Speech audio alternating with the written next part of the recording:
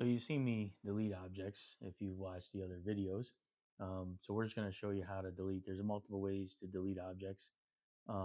You can simply select the object and use the delete key on your keyboard. I'm going to Control Z to bring that back. You can also select the object, right click on it, and click um, delete option here. So pretty easy to do. And then there's actually, no, not under the modify, but it's pretty much simple as you just picking on it, right clicking, and choosing delete, or using the delete on your keyboard to delete the objects. You can also enter in on the command line is, uh, you can put in delete. So if you start typing in the word del, that also will delete the objects.